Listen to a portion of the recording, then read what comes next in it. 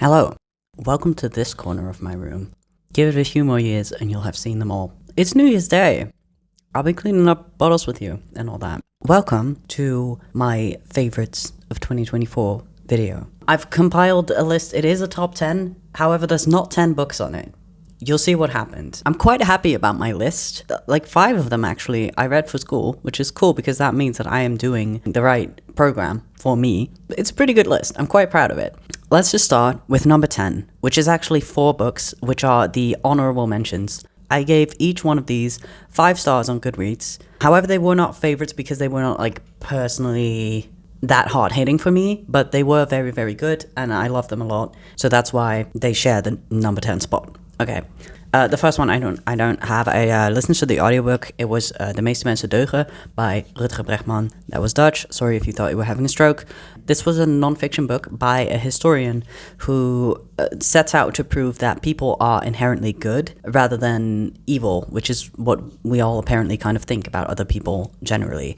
It's very interesting. He goes very far back into history, prehistoric times, and all of that, in order to show that indeed people may actually be kind of cute creatures rather than these destructive, horrible demons that we've come to know them as, especially this year. I thought it was a very uplifting and good book. It's called Humankind in English. I liked it. I think that it cannot make you a worse person to listen to that book or read it, whatever. I don't judge. The next honorable mention is this one, Tropical Violence by Natasha Apana. I read this quite recently, but I was fairly impressed. It's about 2 boys who live on the island of Mayotte, which is in between the mainland of Africa and Madagascar. It's actually not one of the Comoros Islands, but it's close to the Comoros Islands, but it's a colony of France. It's very much about colonization and the effect that that has on the people, especially the people who are not part of the colonizers. I thought it was a very interesting book, but I especially thought that the format was really cool because every chapter is told from a different person's point of view. One of them is even a dead person who is like following the other person around. It's very interesting, and I thought that the different perspectives were all done really well, and the writing was just really beautiful. And it's also a very short book, but it really had a lot to say in a really subtle, nice manner. Next one is also one that I read for school, and this was in the beginning of the year when I was really like out of touch with my taste in reading. Like I was kind of losing sense of what I enjoy because I was reading so much for school that I didn't like, and then this one came along and I remembered Who Killed My Father by Edouard Louis. He's a French gay man who grew up not in Paris, somewhere in the north of France, and he was poor and his family was poor. This book is essentially about how the government indirectly, or maybe directly actually, killed his father, or was responsible for his father's death at least. It's kind of like activist writing, but in a very, I want to say gentle and loving way, but it's gentle and loving towards his father that he did have a very complicated relationship with. I just think it was a very interesting one, and it was one that had very important things to say, but the writing was also just gorgeous. It was stunning. It was so well done. Also a very short one. Love a short book over here. He writes in like short bits with just really impactful, really beautiful kind of lyrical lines. I love that in a writer. Last but not least, honorable mention on this list is Against the Loveless World by Susan Abelhauer. I actually met Susan Abelhauer. This book is now signed. I have to show it off. There we go. Love that for me. I got this book recommended to me in a bookshop, the Lighthouse bookshop in Edinburgh, which I strongly recommend going to if you're ever in Edinburgh. The person who was working there at the moment recommended it to me because I asked for a Palestinian fiction rec, and he came through with this one, and I was really impressed by it. It's about a woman who was in the resistance. She tells it from prison in Israel, everything that she's done to end up there and all the people that she's met and kind of how the Palestinian resistance works. And I thought that was really interesting. But what I love most about it, I think, is there's a lot of like cultural insights. There's a glossary of words, Arabic words in the front of it. And it's all, I loved it so much. There's so many beautiful Arabic words. I feel like it really put emphasis on how Arabic and especially Palestinian culture is it's a beautiful culture and it's very loving. The whole family thing was very warm. I thought that was done really well. There's also a lot of sexual assault in here, sadly, and other kinds of assault, obviously, but I thought it was all very, very well done. To hear Susan Abuhawa speak about it also was very impressive. She didn't really speak about this book. I think she spoke mostly about the trip to Gaza that she went on at the beginning of 2024. That's no longer this year. But yeah, it was all very impressive. She did a lot of research for this book. It's just really good. I would recommend it if you're looking for a Palestinian fiction book. Now we're getting into the kind of actual top 10, only it's a bit of a mess, you'll see, because my number 9 is a shared spot for 2 books by the same author. So it kind of makes sense. First of all, we have Diep Diep Blauw by Nikki Decker, and then we also have Gaafdier by Nikki Decker, which is her newest release. These are both in Dutch and they have not been translated because they're fairly new. These are actually also signed, both of them. I have my hands full, but just trust me, they are both signed. This one is about her. She goes to a natural reserve in the south of the Netherlands, southeast of the Netherlands, and she just writes about everything that she learns within the 2 weeks that she's there. She makes a journey into the past also, but to the past way before dinosaurs even. She goes really deep into the history of planet Earth, but especially the little tiny pinpoint of this specific place on the planet Earth. I am actually from this part of the planet Earth, and therefore it was kind of extra interesting to me, but also just the way that she writes, because I knew the way that she writes is really good because I read this one before, and this was one of my favorites as soon as I read it. The reason I've put them together, Gaafdier I only gave 4 stars on Goodreads. This one I gave 5 stars on Goodreads. The thing is, I don't remember that much about this book. So I felt like I couldn't, with good conscience, put it in the top 10 being this is one of the best books I read this year, even though it is. But I couldn't tell you that much about it. What I can tell you about it, though, is that it's about a bisexual woman's journey into adulthood, and she talks about it by comparing herself to a different sea creature or water creature every chapter, and the facts about the sea creatures were so cool. That's what I remember about it mostly. So I love this very much. I've talked about this before, how Dutch writing is oftentimes not really my thing, but this writer is one of the 2 that this year has made a change in that for me. I just love her writing. I think it's really cool. I think the reason I gave Gaafdier 4 stars was because I had different expectations for it. But if I'd gone into that one raw, probably would have given it 5 stars also. It's just the combination of them earns them a higher spot in the top 10 than they would have gotten separately. So that's why they're grouped together. If you're looking for a Dutch author and you like nature and you like queer stuff, you'll probably enjoy Nikki Decker. She's great. The bags under my eyes are massive, but we're gonna have to excuse me because it's New Year's Day. No further comment. Anyway, number 8, we have Drive Your... That is such a long title. Drive Your Plow Over the Bones of the Dead. Plow? Plow. Plow. I don't know. By Olga Tokarczuk. This book I also read for school, and I think I only gave it 4 stars on Goodreads, but the vibe of this book stuck with me so much that I just have to conclude that it's one of my favorites of the year. This book is kind of a murder mystery, snowy forest, wildlife, deer, old woman situation. And honestly, if that doesn't sell you on it, tough luck. I loved every aspect about this book. I thought it was really cool because I'd heard about this book many, many times before because people love to talk about Fitzgeraldo editions because they just look so fucking good. But also the insides often is really good. Every Fitzgeraldo edition I've read so far has been absolutely excellent. There's another one in here, actually, that I don't have physically. So I had heard about this book and I actually had no idea what it's about. I had no idea that it was a murder mystery, but it's an eco thriller. There's a lot of aspects about it that I loved. I will definitely reread this in the future. So yeah, that was number 8. Now on to number 7. It's The Yield by Tara. Tara June Winch. I always get her name wrong because I want to say Tara Westover. That's a different person. I haven't even read anything by Tara Westover. Anyway, Tara June Winch is an Australian woman who wrote The Yield, which is a book about an Australian woman who returns to Australia after having not lived there for a while because her grandfather has passed away and she's there for his funeral. But while she's there in her hometown, there's like a lot going on because the colonizers essentially just want to rob the land blind. The land that their town is on has to be cleared so that they can mine for, I don't even know what. It doesn't matter. It was about getting justice for that, but it was also very much about Aboriginal culture that was tied to that land and the Aboriginal history that was tied to that land, because her grandfather was an Aboriginal man who was writing a dictionary on his original language. I forget what, I don't think he even mentioned the language. It was a real language, but I think they called it differently in the book for like fictional reasons.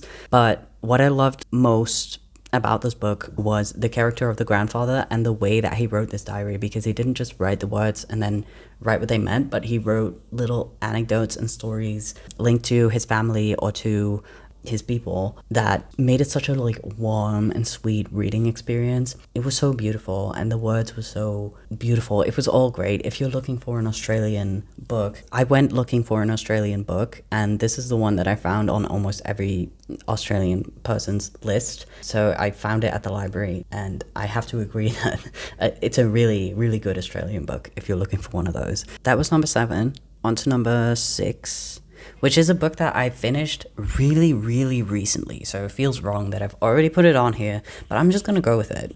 It's Slaughterhouse-Five by Kurt Vonnegut. You might have heard of him and this book. It's a classic that I hadn't read yet. This semester, I did a course on postmodernism, and it was my favorite course ever. I love postmodernism, apparently. And I know that this is like a big postmodernist one. We didn't read it for the course, but I read it for fun after the course was done. I loved it. This book is about the Dresden bombing in World War II. Kurt Vonnegut was there, and he always said that he was going to write a book about it, but he could never quite find the words. So this book is not really about the feelings and the trauma and the atrocities of it all, but like between the lines, I got it. And that's what's so amazing about this book. And I think that's why it's hit or miss for a lot of people. You know, there is the aliens and there is the time leaping thing, which is, it's the postmodernist thing about it, which I loved a lot. But all of that was like a tool or like a media to channel the story through, but it wasn't told directly, if that makes sense. I just loved how the essence of this book was hidden between the lines, if you know what I mean. If you've read it, you might understand what I mean. Maybe not even then, but I mean, he just says you can't write about a massacre. You just can't, because there aren't the words. He's right, there aren't the words, but there is still a way to convey a message in between the words, if that makes sense. I just thought this was done so well, and it made a big impression on me, and I loved it a lot. That's why I put it on my favorites of the year list after finishing it 2 weeks ago. I finished it last week, so that's how fresh this is. But yeah, I loved it. That was number, where are we? Yeah, it was 6, because now I also don't have this one. This was the other Fitzcarraldo I was talking about, even though obviously Fitzcarraldo editions didn't start as Fitzcarraldo editions. Anyway, the next one, it's 5, Stillborn by Guadalupe Nettle, which is the first book that I read last year. Damn. And it hasn't left me since. It stayed with me so much that I think at the time I also gave it 4 stars, but I already changed the rating like halfway through the year because I did not stop thinking about this book. Basically, it's about a woman in Mexico who decides that she never wants to have children, and she talks about this with her friend, and her friend is like, oh, I never want babies too. The narrator has her tubes tied. The other woman actually changes her mind and decides to have a baby, and the story is told through the narrator, who relays the story of her friend's journey to motherhood, which is a journey that does not go over roses. That's what Dutch people would say, and I think it suits this situation quite well. Basically, the woman who is pregnant gets the news that her baby is probably going to die immediately after it's born, and her deciding to still have the baby. That book has changed my view on love and life and the worth of those things and the things that you're willing to go through to have those things and what they actually mean and what they entail and what makes life and love worth it.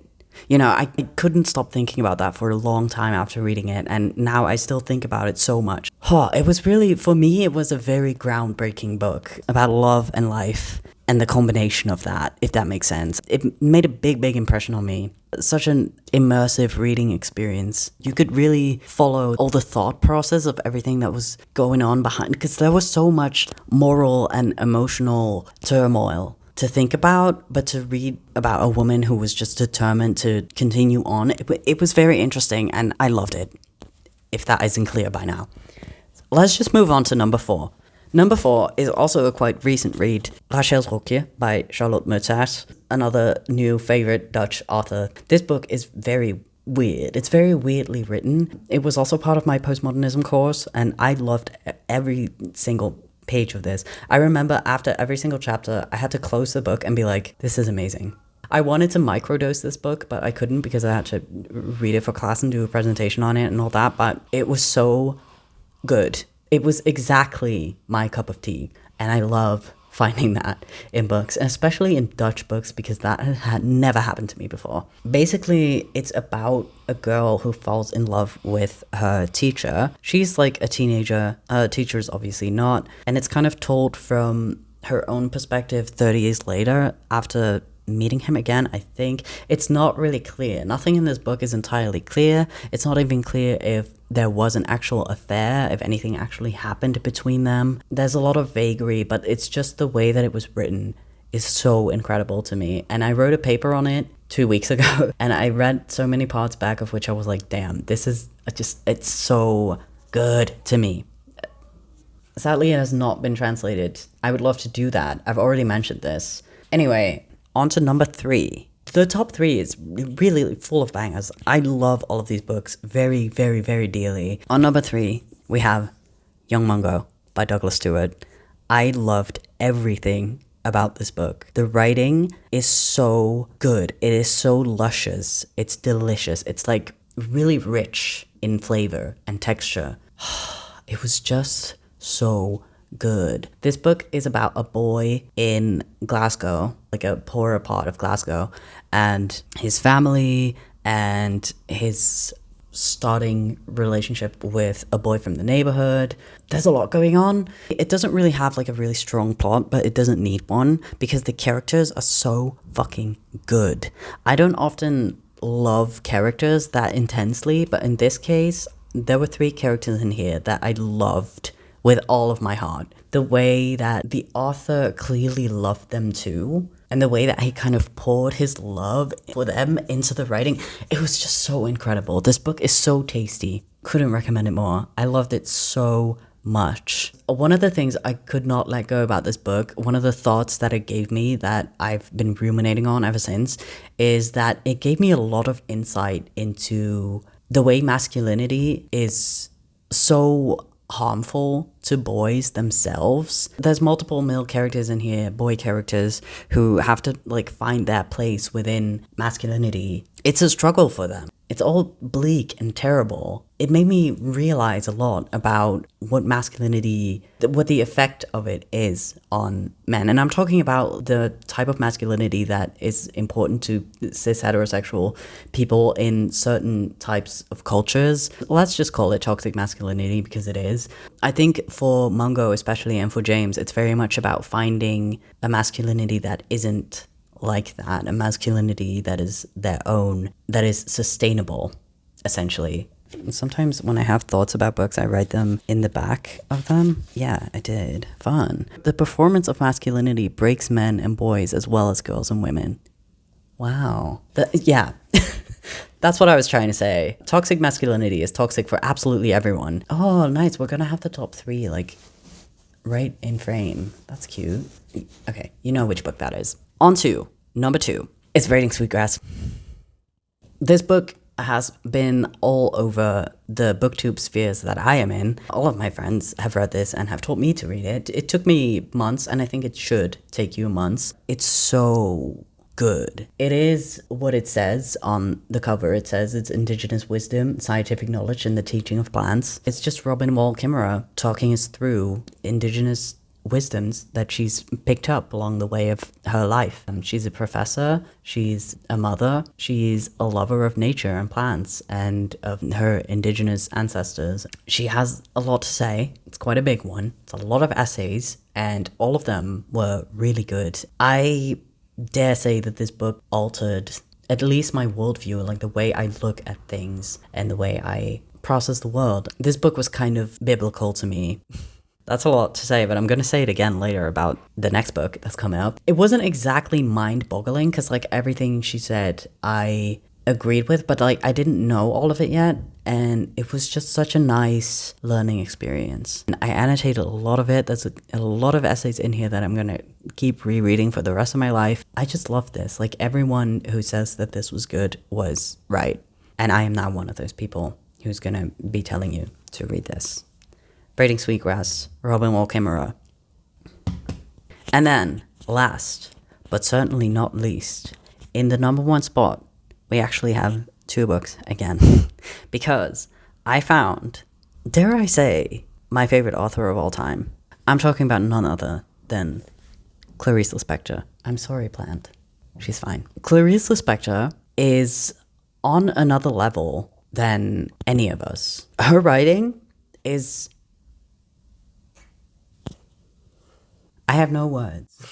I'll take it step by step. The paper that I wrote on Rachel's Rokje was actually also about The Hour of the Star, which was the first book of Clarice's that I read last March, I think. And I reread this already a few weeks ago for the paper. It's only 70 pages. So, like, if you're looking for any place to start Clarice Lispector, this is actually her last book, but I feel like it was a good place to start. What I liked about rereading this is that it was a completely different book the second time I read it because I had a different view on it. I'd read a paper on it and I was like, that's an interesting take. And then I had that take as I was reading it again, and it was just a completely different book and still so fucking good. This book is metafiction where a man writes about a young girl that he's either made up or seen on the street. He's just decided that he is the chosen one to write her story. That's basically it, but like the way it's written is so...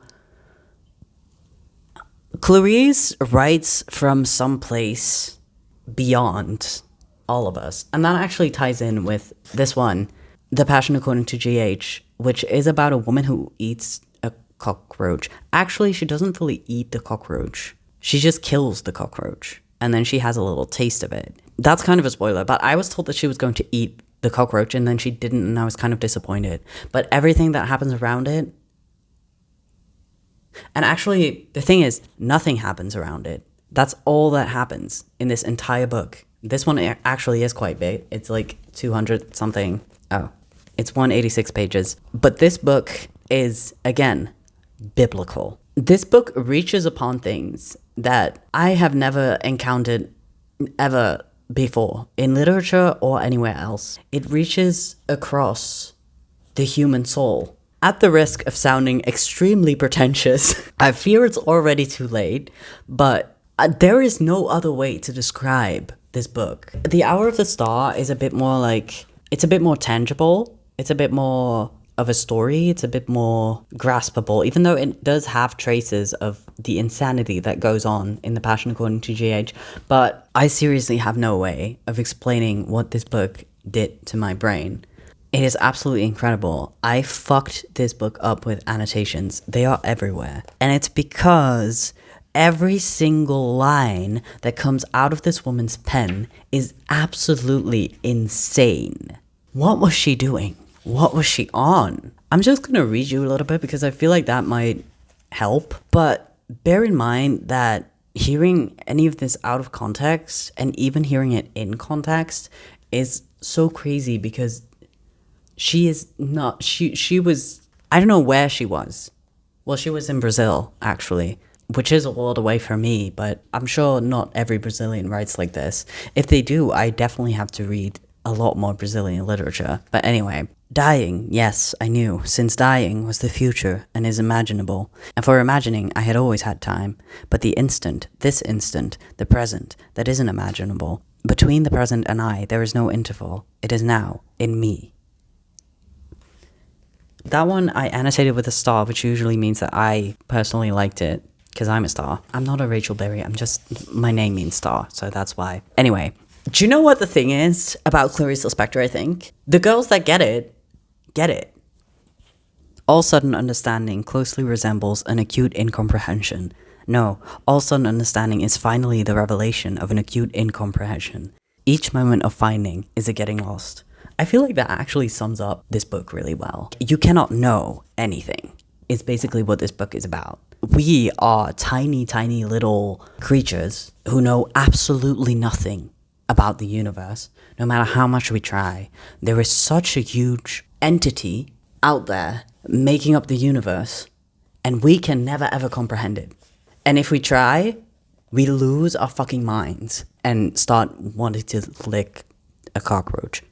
I so respect her for all of that. I'm looking for another one. Even though if you're not going to get it, you're not going to get it. It's going to sound like absolute gibberish.